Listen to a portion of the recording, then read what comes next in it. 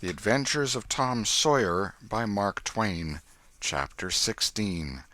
First Pipes. I've Lost My Knife. After dinner, all the gang turned out to hunt for turtle eggs on the bar.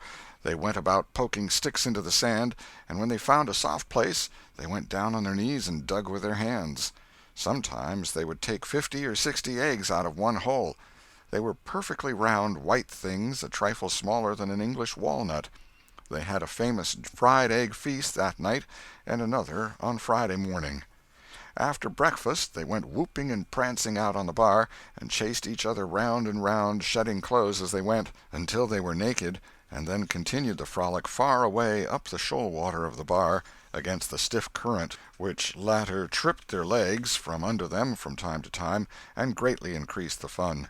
And now and then they stooped in a group and splashed water in each other's faces with their palms, gradually approaching each other with averted faces to avoid the strangling sprays, and finally gripping and struggling till the best man ducked his neighbor, and then they all went under in a tangle of white legs and arms, and came up blowing, sputtering, laughing, and gasping for breath at one and the same time. When they were well exhausted, they would run out and sprawl on the dry, hot sand, and lie there and cover themselves up with it, and by break from the water again and go through the original performance once more. Finally it occurred to them that their naked skin represented flesh-colored tights very fairly, so they drew a ring in the sand and had a circus, with 3 clowns in it, for none would yield this proudest post to his neighbor. Next they got their marbles and played knucks and ring-taw and keeps till that amusement grew stale. Then Joe and Huck had another swim, but Tom would not venture, because he found that in kicking off his trousers he had kicked his string of rattlesnake rattles off his ankle, and he wondered how he had escaped cramps so long without the protection of this mysterious charm. He did not venture again until he had found it, and by that time the other boys were tired and ready to rest. They gradually wandered apart, dropped into the dumps, and fell to gazing longingly across the wide river to where the village lay drowsing in the sun. Tom found himself writing Becky in the sand with his big toe. He scratched it out and was angry with himself for his weakness. But he wrote it again, nevertheless. He could not help it. He erased it once more, and then took himself out of temptation by driving the other boys together and joining them.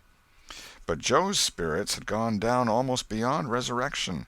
He was so homesick that he could hardly endure the misery of it. The tears lay very near the surface. Huck was melancholy, too. Tom was downhearted, but tried hard not to show it. He had a secret which he was not ready to tell yet, but if this mutinous depression was not broken up soon, he would have to bring it out.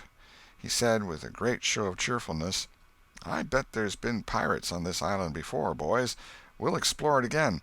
They've hid treasures here somewhere. How'd you feel to light on a rotten chest full of gold and silver, hey?"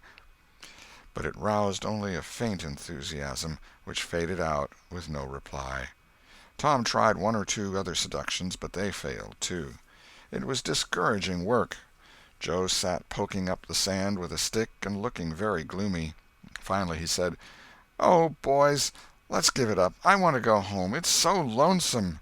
"Oh, no, Joe, you'll feel better by and by," said Tom. "Just think of the fishing that's here." "I don't care for fishing. I want to go home." "But, Joe, there ain't such another swimming place anywhere."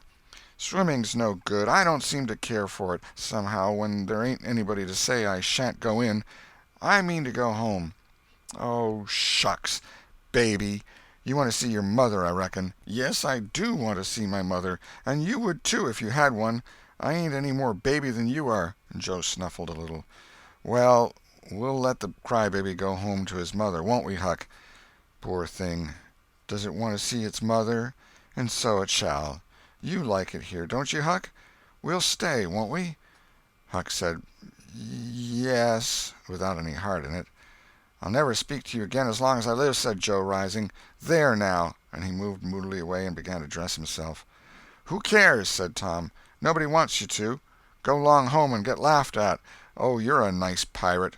Huck and me ain't crybabies. We'll stay, won't we, Huck? Let him go if he wants to. I reckon we can get along without him, p'raps." But Tom was uneasy, nevertheless, and was alarmed to see Joe go sullenly on with his dressing, and then it was discomforting to see Huck eyeing Joe's preparations so wistfully and keeping up such an ominous silence. Presently, without a parting word, Joe began to wade off toward the Illinois shore. Tom's heart began to sink. He glanced at Huck.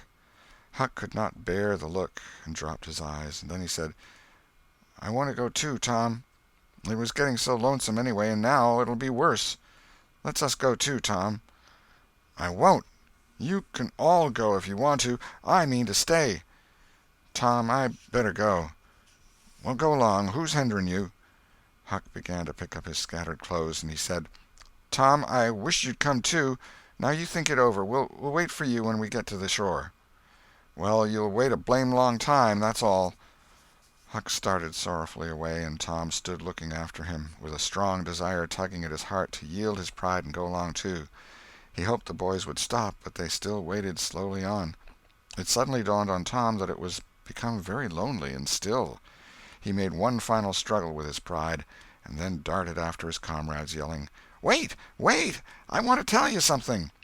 They presently stopped and turned around.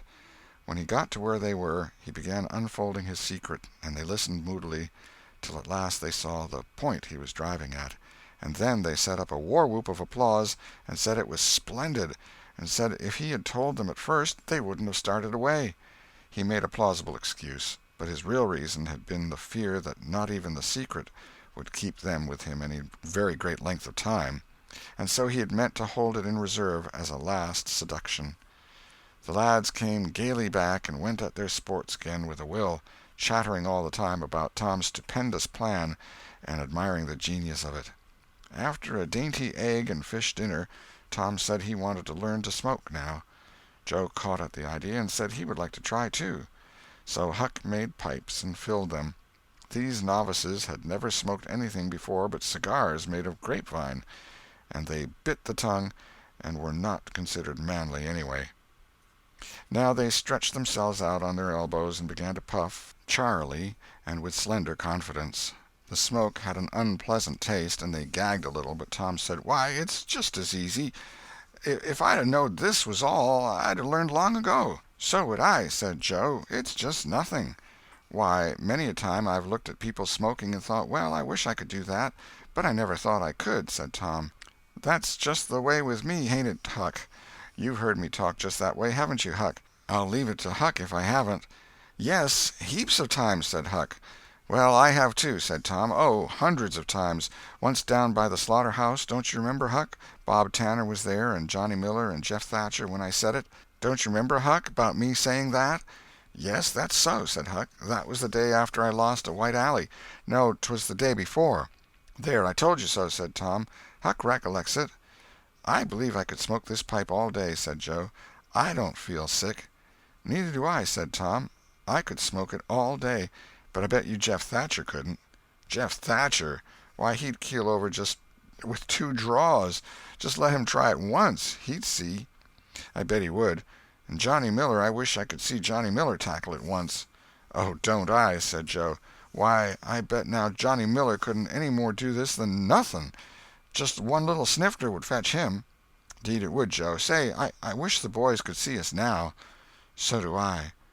"Say, boys, don't say anything about it, and sometime when they're around I'll come up to you and say, 'Joe, got a pipe? I want to smoke.'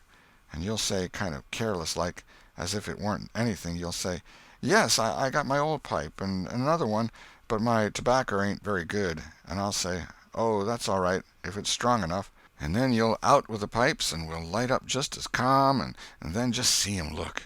By jings, that'll be gay, Tom. I wish it was now." "So do I. And when we tell 'em we learned when we was off pirating, won't they wish they'd been along?" "Oh, I reckon not. I'll just bet they will." So the talk ran on, but presently it began to flag a trifle and grow disjointed. The silences widened, the expectoration marvelously increased. Every pore inside the boys' cheeks became a spouting fountain. They could scarcely bail out the cellars under their tongues fast enough to prevent an inundation. Little overflowings down their throats occurred in spite of all they could do, and sudden retchings followed every time. Both boys were looking very pale and miserable now. Joe's pipe dropped from his nerveless fingers. Tom's followed. Both fountains were going furiously, and both pumps bailing with might and main. Joe said feebly, "I've lost my knife. I reckon I better go and find it." Tom said with quivering lips and halting utterance, "I'll help you. You go over that way and I'll hunt around by the spring. No, you needn't come, Huck. We can find it." So Huck sat down again and waited an hour. Then he found it lonesome and went to find his comrades. They were wide apart in the woods, both very pale, both fast asleep. But something informed him that if they had had any trouble they'd got rid of it.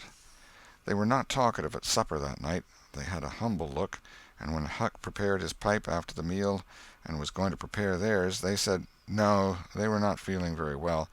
Something they ate at dinner had disagreed with them. About midnight Joe awoke and called the boys. There was a brooding oppressiveness in the air that seemed to bode something.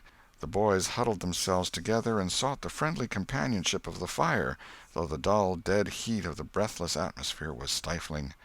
They sat still, intent and waiting. The solemn hush continued. Beyond the light of the fire everything was swallowed up in the blackness of darkness. Presently there came a quivering glow that vaguely revealed the foliage for a moment, and then vanished. By and by another came, a little stronger. Then another. Then a faint moan came sighing through the branches of the forest, and the boys felt a fleeting breath upon their cheeks, and shuddered with the fancy that the spirit of the night had gone by. There was a pause. Now a weird flash turned night into day, and showed every little grass-blade, separate and distinct, and grew about their feet. And it showed 3 white startled faces, too. A deep peal of thunder went rolling and tumbling down the heavens, and lost itself in sullen rumblings in the distance.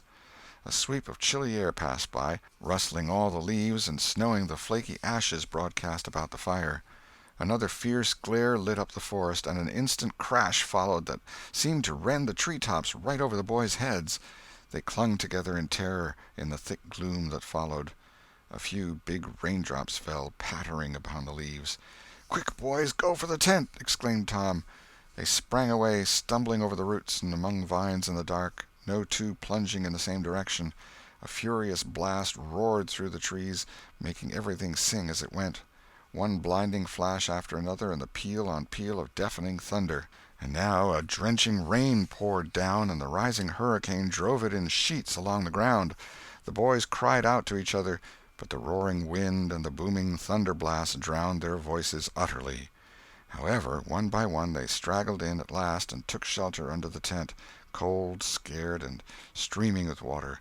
But to have company in misery seemed something to be grateful for. They could not talk, the old sail flapped so furiously, even if the other noises would have allowed them. The tempest rose higher and higher, and presently the sail tore loose from its fastenings and went winging away on the blast. The boys seized each other's hands and fled, with many tumblings and bruises, to the shelter of a great oak tree that stood upon the river bank. Now the battle was at its highest. Under the ceaseless conflagration of lightning that flamed in the skies, everything below stood out in clean-cut and shadowless distinction.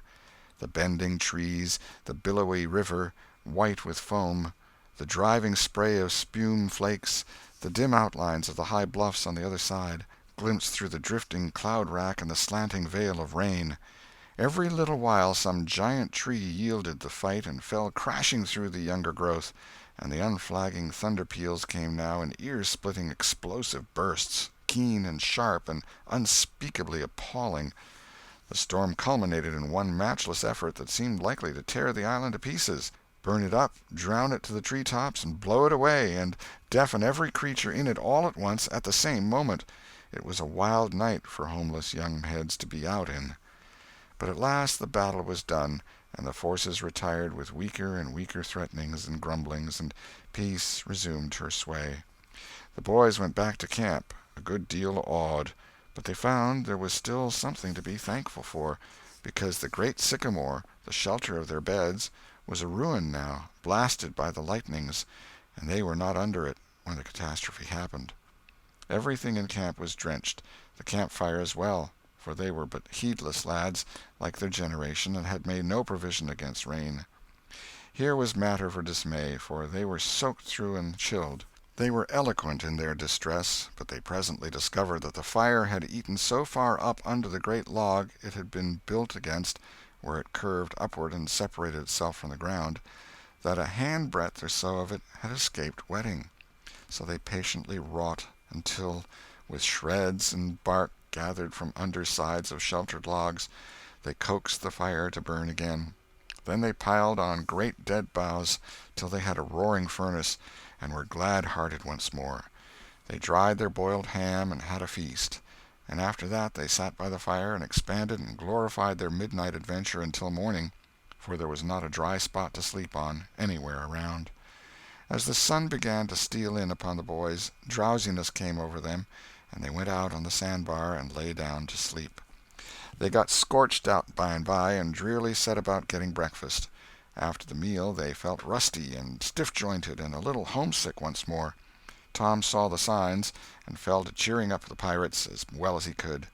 But they cared nothing for marbles or circus or swimming or anything. He reminded them of the imposing secret and raised a ray of cheer. While it lasted he got them interested in a new device. This was to knock off being pirates for a while and be Indians for a change. They were attracted by this idea, so it was not long before they were stripped and striped from head to heel with black mud like so many zebras, all of them chiefs, of course, and then they went tearing through the woods to attack an English settlement. By and by they separated into 3 hostile tribes, and darted upon each other from ambush with dreadful war-whoops, and killed and scalped each other by thousands. It was a gory day. Consequently it was an extremely satisfactory one. They assembled in camp towards supper-time, hungry and happy. But now a difficulty arose. Hostile Indians could not break the bread of hospitality together without first making peace, and this was a simple impossibility without smoking a pipe of peace. There was no other process that they ever had heard of. 2 of the savages almost wished they had remained pirates. However, there was no other way. So, with such show of cheerfulness as they could muster, they called for the pipe, and took their whiff as it passed in due form. And behold, they were glad they had gone into savagery, for they had gained something. They found that they could now smoke a little without having to go and hunt for a lost knife. They did not get sick enough to be seriously uncomfortable. They were not likely to fool away this high promise for lack of effort. No, they practiced cautiously, after supper, with right fair success, and so they spent a jubilant evening. They were prouder and happier in their new acquirement than they would have been in the scalping and skinning of the 6 nations. We will leave them to smoke and chatter and brag, since we have no further use for them at present. End of Chapter 16. Chapter 17. Pirates at Their Own Funeral. But there was no hilarity in the little town that same tranquil Saturday afternoon. The Harpers and Aunt Polly's family were being put into mourning, with great grief and many tears. An unusual quiet possessed the village, although it was ordinarily quiet enough in all conscience. The villagers conducted their concerns with an absent mind, and talked little, but they sighed often. The Saturday holiday seemed a burden to the children. They had no heart in their sports, and gradually gave them up. In the afternoon Becky Thatcher found herself moping about the deserted schoolhouse yard, and feeling very melancholy, but she found nothing there to comfort her. She soliloquized, "Oh, if I only had a brass andiron knob again! But I haven't got anything now to remember him by," and she choked back a little sob. Presently she stopped and said to herself, "It was right here. Oh, if it was to do over again, I wouldn't say that. I wouldn't say it for the whole world. But he's gone now. I'll never, never, never see him any more." This thought broke her down, and she wandered away, with the tears rolling down her cheeks.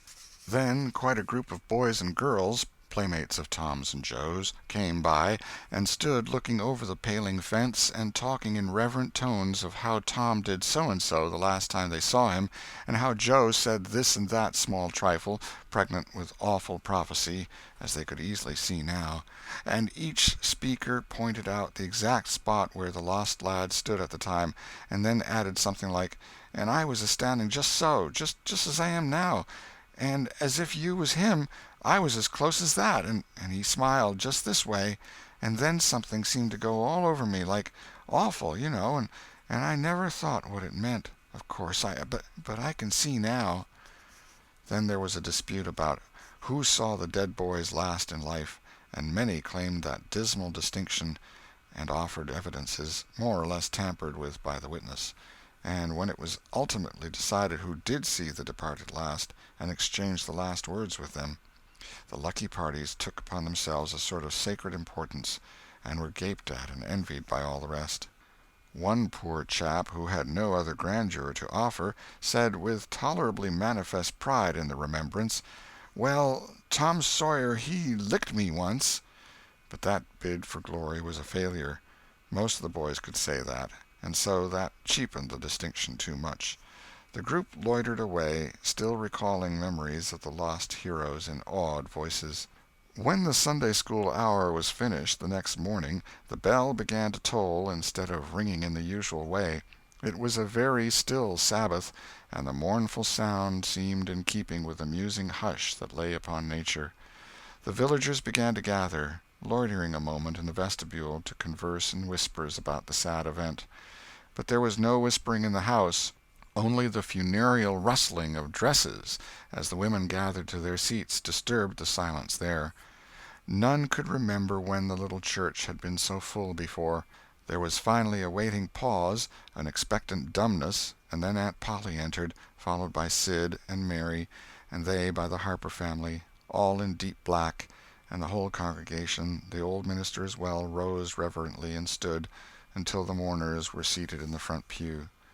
There was another communing silence, broken at intervals by muffled sobs, and then the minister spread his hands abroad and prayed. A moving hymn was sung, and the text followed, "I am the resurrection and the life."